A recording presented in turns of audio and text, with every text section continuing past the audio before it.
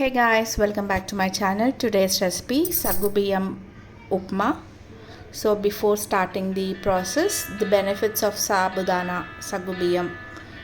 ఇది తీసుకుంటే మనకి ఇన్స్టెంట్గా ఎనర్జీని ఇస్తుంది. ఫర్ ద ప్రెగ్నెంట్ ఉమెన్స్కి చాలా మంచిది.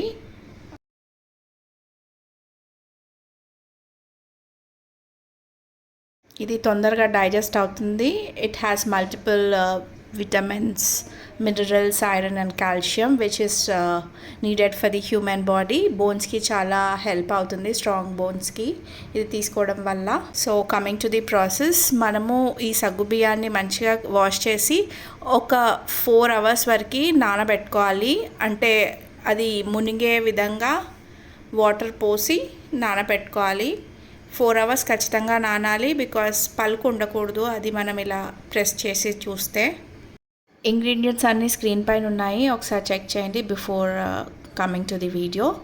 అండ్ ప్రాసెస్ వచ్చేసి ముందుగా ప్యాన్ పెట్టేసుకొని ఆయిల్ పోసి జీలకర్ర ఆవాలు అవి కొంచెం వేగాక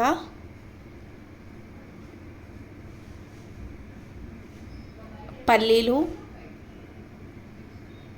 అవి ఒక 1 minute వేగాక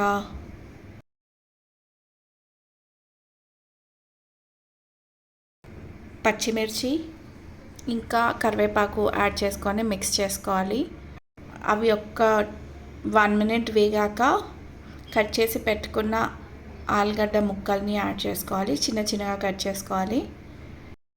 అవి కొంచెం ఆయిల్లో ఫ్రై అయినాక కొంచెం సాల్ట్ వేయండి ఇక్కడ, లిటిల్ బిట్, సో దట్ ఆలు తొందరగా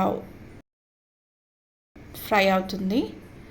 ఆ తర్వాత కొంచెం పసుపు యాడ్ చేసుకొని మంచిగా మిక్స్ చేసేసుకొనేసి ఒక 2 to 3 minutes తర్వాత నానబెట్టుకున్న సగ్గు బియ్యాన్ని యాడ్ చేసుకోవాలి. ఆఫ్టర్ యాడింగ్ సాబుదానా మంచిగా మిక్స్ చేసేసుకొనేసి లో ఫ్లేమ్లో ఒక 3 minutes వరకు ఉంచేసి 2 to 3 minutes వరకు ఉంచేసి దించేసుకోవడమే. ఎక్కువసేపు ఉంచొద్దు, ఎందుకంటే అది ఉండలుగా అయిపోతుంది సగ్గు బియ్యము. అండ్ లాస్ట్లో డ్రై రోస్ట్ చేసి పెట్టుకున్న పల్లీల పౌడర్ని యాడ్ చేసుకోవాలి దించే ముందు. And that's it, we are done with sagu biyam upma. Hope you like the video guys. If you like the video, please like, share and subscribe to my channel.